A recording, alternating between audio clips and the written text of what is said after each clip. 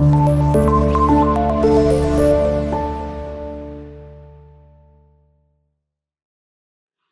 alaikum dear students, this is me Ghulam Nabi, your biology teacher. Okay dear students, जो topic start करने जा रहे हैं chapter number 1 biodiversity and classification. Dear student, हम एक article को प्रीवियस लेक्चर में डिस्कस कर रहे थे, that was classification of viruses. तो उसके अंदर हम लोगों ने क्लासिफिकेशन की दो बेसिस देखी थी कि इन बेसिस पे क्लासिफिकेशन होती है. एक वो होस्ट रेंज के ऊपर देखी थी और दूसरी हम लोगों ने क्लासिफिकेशन किस बेस के ऊपर देखी थी, मॉर्फोलॉजी के ऊपर. तो अब जो फर्दर दो टाइप की क्लासिफिकेशन की बेसिस है उनको हम वन बाय वन डिस्कस करते हैं. डियर स्टूडेंट, नेक्स्ट क्लासिफिकेशन की बेस है on the basis of genetic material. और आपको पता है कि जेनेटिक मटेरियल इसमें न्यूक्लिक एसिड या तो डीएनए होता है या तो आरएनए, इसी की बेस के ऊपर क्लासिफिकेशन होगी. डियर स्टूडेंट, जेनेटिक बेस के ऊपर जो वायरसेस की क्लासिफिकेशन होती है वो सबसे पहले उसमें आ जाते हैं डीएनए वायरसेस. जिन वायरसेस के अंदर न्यूक्लिक एसिड जो है या जेनेटिक मटेरियल डीएनए के तौर पे एक्ट करता है उसको डीएनए वायरसेस बोलते हैं. डियर स्टूडेंट्स, ये डीएनए वायरसेस की भी आगे से दो टाइप्स बनती हैं. एक बनती है सिंगल स्ट्रैंडेड और दूसरी बनती है डबल स्ट्रैंडेड. तो डियर स्टूडेंट, अगर डीएनए सिंगल स्ट्रैंडेड है तो वो उसको शॉर्ट फॉर्म में लिखेंगे सिंगल स्ट्रैंडेड डीएनए, और अगर डबल स्ट्रैंडेड है तो डीएसडीएनए. तो वो डीएनए सिंगल स्ट्रैंड भी हो सकता है, वो डीएनए डबल स्ट्रैंड भी हो सकता है. अगर हम बात करें ना कि डबल स्ट्रैंडेड डीएनए जो है उसकी एग्जांपल क्या हो सकती है, तो डबल स्ट्रैंडेड डीएनए की एग्जांपल में एडिनो वायरसेस आ जाते हैं जो कि रिस्पिरेटरी इंफेक्शंस कॉज करेंगे, यानी कि सांस लेने के अंदर हमारे रिस्पिरेटरी ट्रैक्ट में जो इंफेक्शन हो सकते हैं जैसे कि क्रोनिक ब्रोंकाइटिस और उसके अलावा इस तरह के एम्फीसीमा, इस तरह के जितने भी इंफेक्शन है, नमूनिया वगैरह, ये कॉज कर सकते हैं ये. डियर स्टूडेंट्स, उसके बाद दूसरी डबल स्ट्रैंडेड डीएनए वायरसेस की एग्जांपल है हर्पीस वायरस. और हर्पीस वायरस क्या कोज करता है, हर्पीस कोज करता है, एपिथेलियल टिश्यू के अंदर इंफेक्शन कोज करता है, लाइक आपके लिप्स के सराउंडिंग में. ठीक है. उसके बाद चिकन पॉक्स जो है ये भी हर्पीस वायरस है जो कि डबल स्ट्रैंडेड डीएनए जिसके अंदर मौजूद होता है.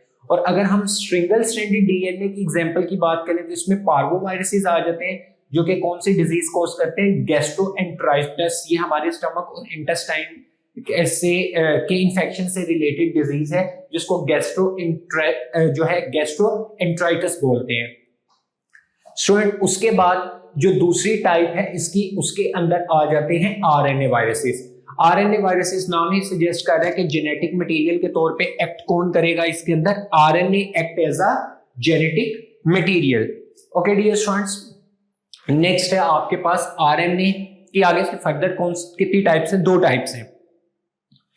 एक टाइप है सिंगल स्ट्रैंडेड और दूसरी है डबल स्ट्रैंडेड. डियर स्टूडेंट्स, जो सिंगल स्ट्रैंडेड होगी उसको बोलेंगे एसएस आरएनए और जो डबल स्ट्रैंडेड होगी उसको बोलेंगे डबल डीएसआरएनए. ठीक है, ये इसकी शॉर्ट फॉर्म है. तो सिंगल स्ट्रैंडेड आरएनए जो वायरसेस हैं उसकी एग्जांपल में क्या चीज आ जाती है, उसमें सबसे इंपॉर्टेंट वायरसेस कोरोना वायरस जो हमने देखा कि 2020 में आया, इसको कोविड-19 भी बोलते हैं. ठीक है, क्योंकि 19 से इसका आगाज हो चुका था. और इन्फ्लुएंजा वायरसेस ये जो फ्लू कोज करते हैं ये सिंगल स्ट्रैंडेड आरएनए वायरसेस हैं.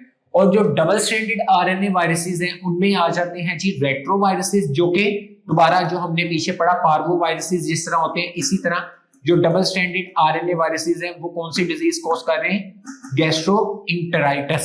ठीक है डियर स्टूडेंट, उसके बाद जो क्लासिफिकेशन की बेस हमारे पास बनती है वो classification on the basis of replication strategy है. रेप्लिकेशन का मतलब है कि जेनेटिक मटेरियल जो है वो अपने जो है मल्टीपल कॉपीज किस तरह बनाते हैं, इस प्रोसेस को बोलते हैं रेप्लिकेशन.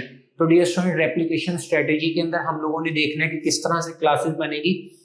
स्टूडेंट्स, इसके अंदर सबसे पहली टाइप है पॉजिटिव सेंस आरएनए वायरसेस. इसका नाम क्या है, पॉजिटिव सेंस आरएनए वायरसेस. इसके अंदर डियर स्टूडेंट होता भला क्या है कि जो आरएनए का जो स्ट्रक्चर होता है या आरएनए का जो जीन होता है वो डायरेक्टली ट्रांसलेट होके क्या बना देते हैं, प्रोटीन. वो होस्ट के राइबोसोम्स को यूज करता है. होस्ट के राइबोसोम को यूज करने के बाद अमाइनो एसिड का सीक्वेंस आपस में करेक्ट सीक्वेंस मैच करेगा और एक स्पेसिफिक प्रोटीन्स जो है या प्रोटीन्स का स्ट्रक्चर बना देगा. तो आरएनए डायरेक्टली प्रोटीन यहां पर बनवा रहा है. ट्रांसलेशन का मतलब भी क्या होता है कि जो आरएनए है उसका प्रोटीन के स्ट्रक्चर में डायरेक्ट कन्वर्ट हो जाना, इसको ट्रांसलेशन बोलते हैं. इसमें मल्टीपल स्टेप्स होते हैं बट ये डायरेक्टली प्रोटीन बनवा रहे हैं. तो इसको बोलते हैं पॉजिटिव सेंस आरएनए वायरसेस। इसकी एग्जांपल में पोलियो वायरस और हेपाटाइटिस सी वायरस आ जाता है। स्टूडेंट दूसरी जो हमारे पास टाइप है उसका नाम है negative sense RNA viruses. Negative sense RNA viruses का मतलब क्या है कि इसमें जो आरएनए का जीनोम है वो ट्रांसलेट होगा मैसेंजर आरएनए में, ठीक है, बाय आरएनए पॉलीमरेज। देखें ये एक एंजाइम है, इसका नाम है आरएनए पॉलीमरेज एंजाइम। स्टूडेंट इसमें आरएनए डायरेक्ट प्रोटीन बनवा रहा था, बट इसमें आरएनए ट्रांसलेट होके सबसे पहले मैसेंजर आरएनए बनवा रहे हैं, ठीक है। और वो मैसेंजर आरएनए बनवा किसके जरिए रहा है? रिवर्स पॉलीमरेज एंजाइम के जरिए, ठीक हो गया।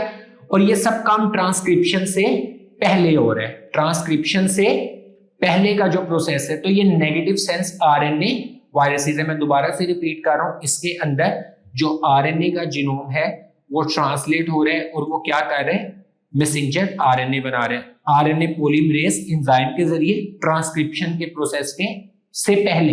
और यहाँ पे आरएनए जीनोम डायरेक्टली प्रोटीन्स के अंदर कन्वर्ट हो रहा था। स्टूडेंट उसके बाद जो हमारे पास इसकी एग्जांपल में रेबीज वायरस और इबोला वायरसेस आ जाते हैं। लास्ट में आ गया रिवर्स ट्रांसक्राइबिंग वायरसेस, ठीक है। थर्ड टाइप है reverse transcribing viruses. Dear student इसके अंदर क्या होता है कि जितने भी वायरसेस हैं वो रेप्लिकेट करते हैं डीएनए इंटरमीडिएट के जरिए। डीएनए इंटरमीडिएट कोई ऐसा मॉलिक्यूल है जो इंटरमीडिएट प्रोडक्ट के तौर पे काम करता है। ज्यादातर इसमें जो इंटरमीडिएट यूज होता है वो मैसेंजर आरएनए ही होता है। तो वायरसेस जो हैं वो रेप्लिकेट करते हैं डीएनए इंटरमीडिएट के जरिए और वो DNA intermediate messenger RNA act करते हैं डीएनए इंटरमीडिएट के तौर पे। और इस सारे प्रोसेस में जो एंजाइम यूज होता है उसको बोलते हैं रिवर्स ट्रांसक्रिप्टेस एंजाइम, ठीक है। डियर स्टूडेंट अब वो जो रिवर्स ट्रांसक्रिप्शन है ये आरएनए जीनोम की भी हो सकती है और डीएनए वाला जो जीनोम है उसकी रिवर्स ट्रांसक्रिप्शन भी हो सकती है। डियर स्टूडेंट इसके अंदर क्या होता है कि अब देखें ट्रांसक्रिप्शन का मतलब क्या होता है कि जैसे कि डीएनए से आरएनए बनना, ठीक है। और रिवर्स ट्रांसक्रिप्शन का मतलब क्या होगा कि आरएनए से दोबारा किस में कन्वर्ट हो जाना? डीएनए के अंदर। तो डियर स्टूडेंट इसमें आरएनए का जीनोम भी हो सकता है और डीएनए का जीनोम भी हो सकता है। तो आरएनए जो जीनोम है इसकी एग्जांपल में कुछ रेट्रोवायरसेस आ जाते हैं जिसकी एग्जांपल है एचआईवी। और ये क्या कोज करते हैं? एचआईवी ह्यूमन इम्यूनोडेफिशिएंसी वायरस, ये एड्स कोज करते हैं। और अगर हम इसके अंदर डीएनए जीनोम की बात करें तो इसमें आ जाता है hepadnaviruses like hepatitis B viruses, वो डीएनए जीनोम में आ जाएगा। तो ये सारे के सारे रिवर्स ट्रांसक्राइबिंग वायरसेस है। तो डियर स्टूडेंट ये था आज का हमारा टॉपिक। तो यहाँ पर क्लासिफिकेशन ऑफ वायरसेस वाला जो टॉपिक है ये कंप्लीट होता है। सो लेक्चर समझ आ गया आपको। Dear students take care of yourselves. अल्लाह हाफिज।